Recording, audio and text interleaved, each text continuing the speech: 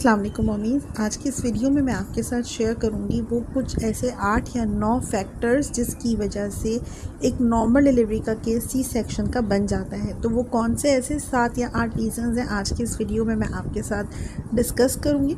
अगर आपकी पहली डिलीवरी है या आपकी दूसरी, तीसरी, चौथी डिलीवरी है, ये भी मैटर करता है। तो इस वीडियो को मैंने 2 पार्ट्स में डिस्ट्रीब्यूट किया है। पहले पार्ट में तो मैं ये बताऊंगी कि वो लड़कियां जो पहली बार माएँ बन रही हैं, जिनका पहले कभी कोई ऑपरेशन, कोई नॉर्मल डिलीवरी नहीं हुई है और वो पहली बार माँ बन रही हैं, तो उनका सी सेक्शन होने की क्या रीज़न होते हैं। और दूसरी कंडीशन में मैं आपको बताऊंगी दूसरे फेज़ में कि वो माएँ जिनके पहले या तो नॉर्मल डिलीवरी हुई हो या तो सी सेक्शन हुआ हो, तो अब उनके क्या चांस है कि उनका क्या हमेशा सी सेक्शन होगा या नॉर्मल डिलीवरी के चांसेस होते हैं। तो इस हवाले से भी मैं बात करूंगी आज के इस वीडियो में। तो वीडियो एंड तक देखिएगा, बहुत इन्फॉर्मेटिव होने वाली है। मैं हूं होम्योपैथिक डॉक्टर हिरा कुमल और होम्योपैथिक मेडिसिन के ज़रिए प्रेगनेंसी इशूज़ को, गायनी इशूज़ को ट्रीट करती हूँ। तो वीडियो शुरू करते हैं। पहले फेज़ की तरफ चलते हैं, जिसमें आपकी पहले कभी भी कोई डिलीवरी नहीं हुई, आप पहली बार माँ बन रही हैं, तो आपकी सी सेक्शन होने के कितने चांसेस हैं और अगर आपका सी सेक्शन हो गया है तो इसके क्या फैक्टर्स रहे होंगे। तो सबसे पहले हम ये देखते हैं कि ड्यूरिंग प्रेगनेंसी आप एक हेल्दी प्रेगनेंसी को कैरी कर रही थी, आपने कंप्लीट 9 मंथ्स गुजारे और उसके बाद आपकी जो डॉक्टर है वो आपको ये बताएगी कि आपका जो मोड ऑफ डिलीवरी है वो सी सेक्शन है, नॉर्मल डिलीवरी आप नहीं कर सकती हैं। तो इसका क्या रीज़न है? सबसे पहला जो इसका रीज़न है वो ये है कि अगर आपकी डॉक्टर ये कहती है कि आपका सी सेक्शन हम करेंगे, तो इसका पहला रीज़न है ब्रीच पोजीशन। आपका बच्चे की जो पोजीशन है वो ब्रीच पोजीशन पर है, जिसमें बहुत सारी डॉक्टर्स सी सेक्शन ही प्रेफर करती हैं। ऑल्दो कि बहुत सारी ऐसी डॉक्टर्स भी होती हैं जो ब्रीच पोजीशन में नॉर्मल डिलीवरी करने की माहिर मानी जाती हैं, लेकिन वो डॉक्टर्स ढूंढना थोड़ा मुश्किल होता है और इसमें रिस्क चांसेस बहुत ज़्यादा होते हैं। ब्रीच पोजीशन क्या है? आपके बच्चा आपके पेट में उल्टा होगा। नॉर्मल ज़बान में डॉक्टर आपको इस तरह कहेगी। अब उल्टा बच्चे का मतलब क्या है कि आप जैसे खड़ा हुआ इंसान होता है, वो बच्चा आपके पेट में इस पोजीशन पर है। तो इस कंडीशन में नॉर्मल डिलीवरी में बच्चे का पाँव पहले आएगा और उसका सर बाद में आएगा, जिससे बच्चे की गर्दन जो है वो वजाइनल एरिया में, सर्विक्स में फंसने से उसका दम घुट सकता है। इस वजह से इस रिस्क को देखते हुए डॉक्टर आपका सी सेक्शन रिकमेंड करेगी। या दूसरी कंडीशन होती है जिसमें ट्रांसवर्स लाई कहते हैं, या बच्चा पेट में लेटा हुआ है। इस कंडीशन में नॉर्मल डिलीवरी नहीं हो सकती है। अब ये कंडीशन जो इसकी पोजीशन है, या आपको जब आप अल्ट्रासाउंड कराएंगी तो पता चलेगी। तो डॉक्टर आपका कहेगी, अगर आपके हमल का 7वां 8वां महीना चल रहा है, तो डॉक्टर ये कहेगी कि कोई बात नहीं, हम 9 मंथ लगते ही एक और अल्ट्रासाउंड कराएंगे ताकि बच्चे ने अपनी पोजीशन घुमा ली है ये देख सकें। तो अगर बच्चा 9 मंथ में अपनी पोजीशन घुमा लेता है, डिलीवरी का टाइम करीब आ चुका है, 36 वीक से ऊपर हो चुके हैं और फिर भी बच्चे ने अपना सर नहीं घुमाया, सेफेलिक पोजीशन पे नहीं आया, जिस कंडीशन में नॉर्मल डिलीवरी होती है, तो बच्चे का सी सेक्शन होगा। अगर बच्चा ट्रांसवर्स लाई या ब्रीच पोजीशन पर है, क्योंकि इन दोनों कंडीशन में सी सेक्शन के चांसेस कम हो जाते हैं। ब्रीच पोजीशन में सी सेक्शन के चांस 50-50 होते हैं, लेकिन ट्रांसवर्स लाई पे 100% सी सेक्शन ही होता है। तो पहला फैक्टर अगर हम कहें कि वो ये है कि बच्चा आपके पेट में किस कंडीशन में लेटा हुआ है या कंडीशन में पड़ा हुआ है।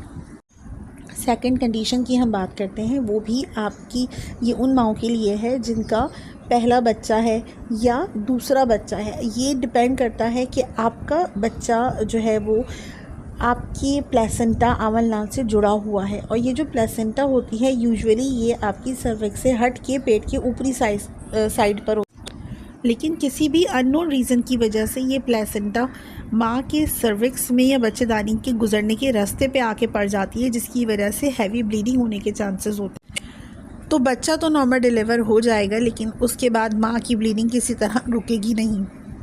ऑल्दो के डॉक्टर कोशिश करती हैं कि प्लेसेंटा प्रीविया में बहुत कम रिस्क लिया जाता है, लेकिन जो सी सेक्शन है वो इसमें सेफ़ कंसिडर किया जाता है।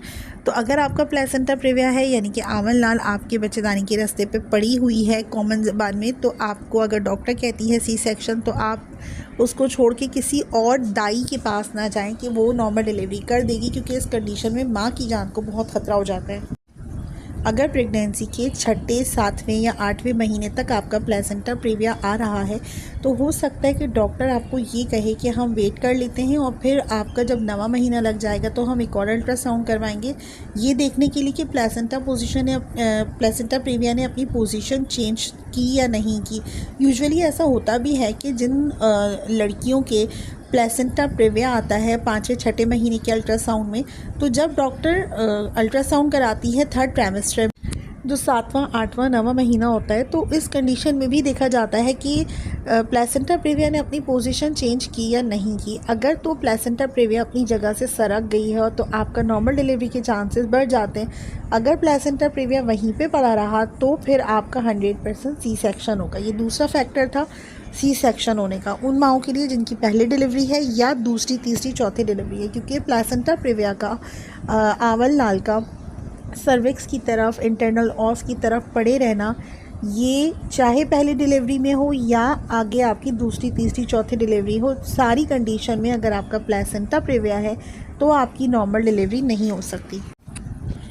तीसरी कंडीशन है वो एमरजेंसी सी सेक्शन की तरफ लेकर जा सकती है। वो ये है कि आपकी अम्बिलिकल कॉर्ड वो प्रोलैप्स हो जाए। अब इसका क्या मतलब है, आपको डॉक्टर ने बुलाया नॉर्मल डिलीवरी के लिए, सारी प्रॉब्लम्स जो थी वो नहीं थी, एक हेल्दी प्रेगनेंसी थी, सब कुछ नॉर्मल था, लेकिन अचानक क्या हुआ कि आपके लेबर रूम में आपकी डॉक्टर ने कहा कि हमें इसका एमरजेंसी सी सेक्शन करना पड़ेगा, क्योंकि क्या हुआ, अम्बिलिकल कॉर्ड प्रोलैप्स हो गई है। यानी डिलीवरी के टाइम पर जो फेजेज़ होते हैं डिलीवरी के, वो 3 फेजेज़ में डिलीवरी होती है। तो उस फेज़ में बच्चा पहले बाहर आता है वजाइना से और उसके बाद जो अम्बिलिकल कॉर्ड है, जिसे आवल नाल कहते हैं, वो काटी जाती है।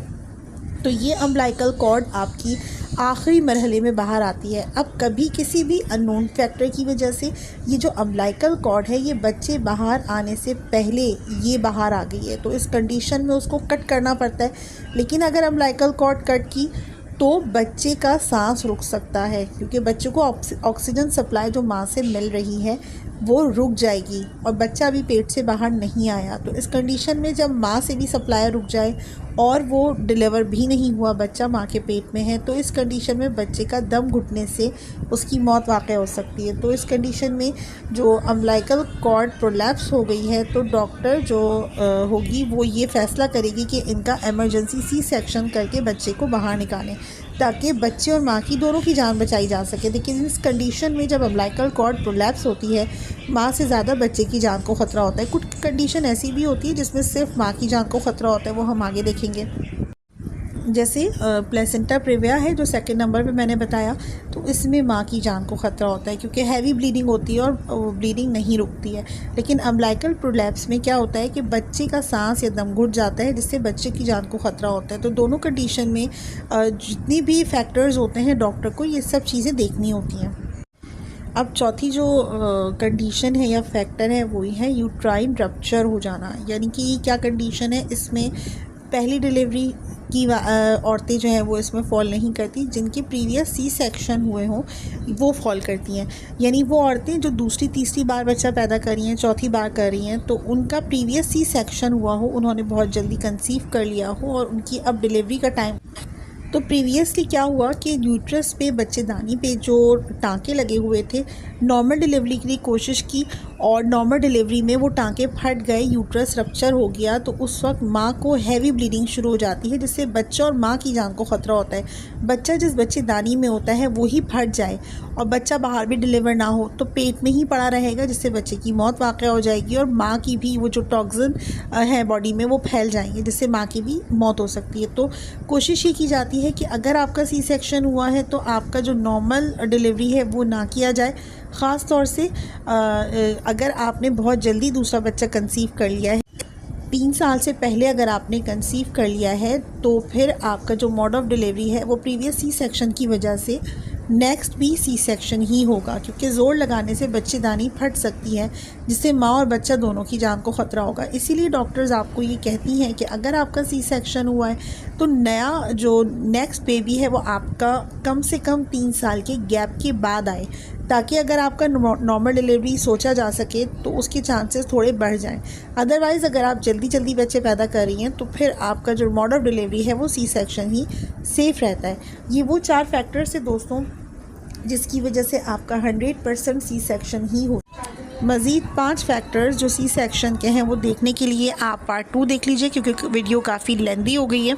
मिलती हूँ नेक्स्ट वीडियो में। अगर आपके जहन में कोई सवाल है तो आप कमेंट बॉक्स में पूछ सकती हैं। अपना और अपने बेबी का ख्याल रखिए। अल्लाह हाफ़िज़।